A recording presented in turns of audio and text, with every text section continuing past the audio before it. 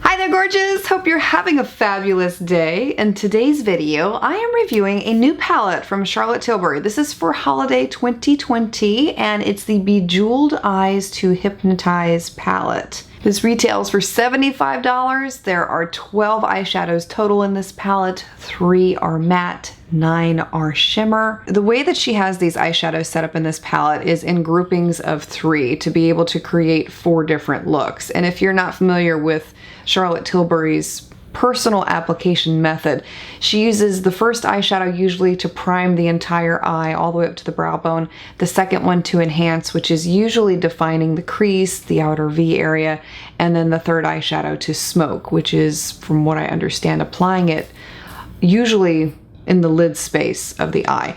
I personally don't like that method of application. I've tried it before. It looks okay, but it's not something that makes me feel the most confident, so it's not going to be the method that I'll be following to show you the tutorials today with these eyeshadows. So make it up as you go along, do your own thing, don't be afraid to go outside the box. Just because a palette is set up a certain way doesn't mean you have to use it that way, obviously.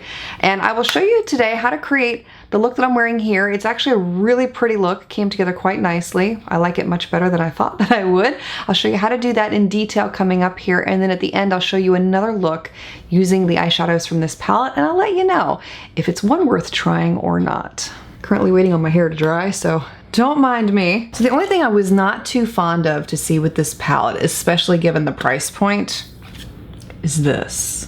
Like this. Really, I really don't like when companies put these pieces of plastic in the palettes. I just don't. Obviously it's there to show you how to use the eyeshadows, but not a fan. I mention it because I'm not the only one who feels that way. I know there are other people who feel the same way. If this doesn't bother you, great, but I feel like at the price point, you could have done a little bit better. So I'm going to start with this light tan at the end here, the one called Happy Glow.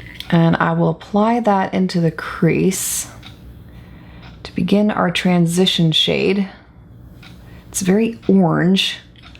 The one thing I do remember about Charlotte Tilbury matte eyeshadows is that they are very pigmented, and you can probably see that here. I didn't get much on the brush. I'm not feeling the orange so much, but the pigment is pretty good. The next shade I'm going to take is the purple from the middle of the palette right there. This is a more shimmery finish. I'm going to attempt to apply that on the lid. I'm using a fluffier brush in an attempt to get this to smoke out a little more rather than heavily packing the lid with the color. The good thing is I'm not seeing a bunch of fallout. That was one of my complaints with the Pillow Talk palette, was that there was fallout when I would use the shimmer finish eyeshadows, but I'm not seeing that here. And then I'm going in with this deeper brown at the end of the palette under the Seduce Glow section. Another matte brown, and I'm using this in the outer V, and I'm going to try to drag it up a little bit too. Well, it's interesting. It's really pretty, and it's coming together quite nicely. I'm really liking the texture that I'm getting, and the fact that the shimmer that I've used so far is not too shimmery, but I'm gonna try another one and we'll see how that goes. The next one I'm taking is from the Dream Glow section. I'm going to use this one right here on the inner corner, and I'm thinking I might apply it with my finger since I see Charlotte Tilbury does that quite often. Okay, so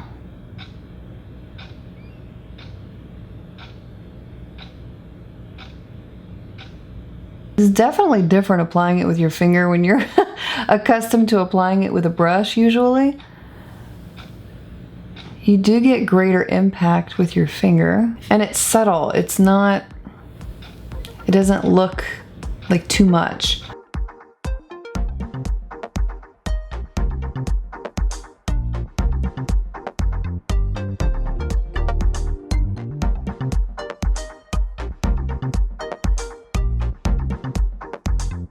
Initially, when I first created the look that I'm wearing here, I'll be honest with you, I didn't really love it, and I was having second thoughts. I wanted to actually take it off completely and start over, but I said, let me hang in there, because sometimes all it takes is completing the rest of the face to see how you really feel about a look. So once I got the lashes on and the rest of the face on, I really like it now. And it's one that I'm probably gonna have trouble washing off. So I really do like how all the colors came together, despite my initial qualms after first creating it. What I will tell you is that I did have a little bit of fallout from that purple eyeshadow on the tops of my cheeks, like right in this area. And I noticed it when I went to apply my foundation. It was very subtle, wasn't anywhere near as bad as some other brands that I have used in the past with major fallout issues, but I wanted to make you aware of it, that it was there. I just didn't catch it when I was on camera applying it. So for the second look that I'll be showing you here, I'm not going to be doing a talk through. It's just going to be a really quick tutorial with music in the background so you can see how the eyeshadows were applied. But I'm using the Love Glow section of the palette. It's the very warm section, so you can see how those shades apply and how they look. And then I'll give you my full review at the end.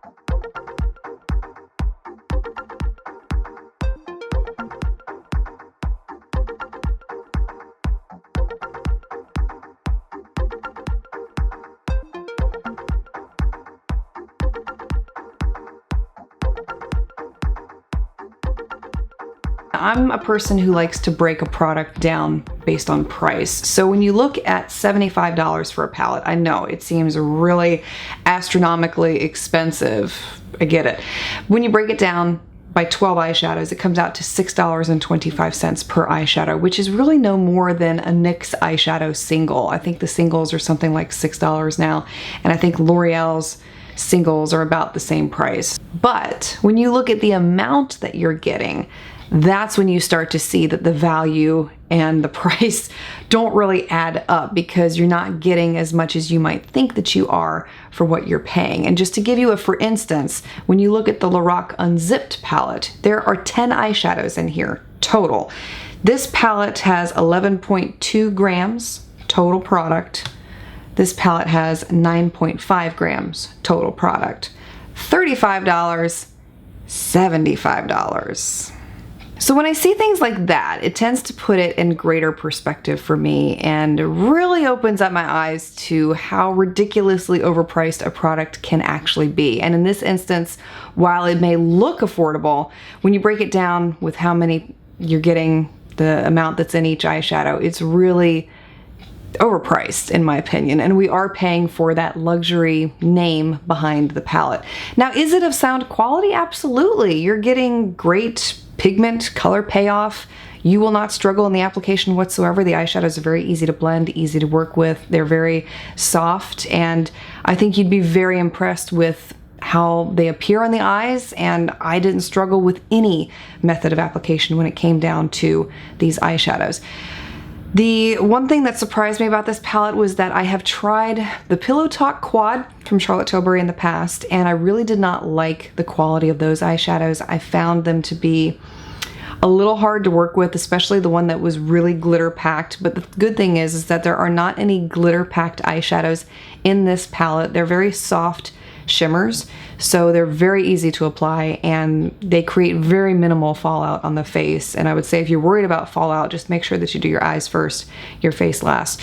Now, from a personal perspective, if you're going to ask me if this is a palette that I would use every day, every week, my answer to you would be no. And that is how I typically review products for you here on this channel, is I think outside of YouTube, is this a product that I would find myself using on my personal spare time? And this is not one that I would reach for. It's not one that I would favor at all. Reason being is because the color story. It's too warm for me. It's not really in sync with what I have been gravitating to lately. I've been loving neutral, cool-toned mattes and shimmers, eyeshadows like that. And this just isn't it. I've also been liking the matte finishes, and there are a little bit too many shimmers in this palette for my personal taste. So personal opinion there, makeup is not a one size fits all. We're all going to respond to it differently and like different things, which is why there is so much of it to choose from. So I hope that this video did give you a round review, and I try to keep my reviews as unbiased as possible so that you can make the best possible decision for yourself. If you're interested in getting this palette, I know that it was pre-released in September, like last week. I do know that she's going to be taking it back after that little pre-release that she had. That was how I got mine. And then she's going to be re-releasing it at the end of September for the holiday season. So at any rate, if you're interested in getting this for yourself, I'll have it linked for you below in the description box. And let me know what you thought. Let me know what you think about this palette, if you've had the opportunity to try it, or what you thought about it based off of today's video. Thank you so much for being here, for taking the time to watch. Really appreciate that you have enjoyed being... I can't talk.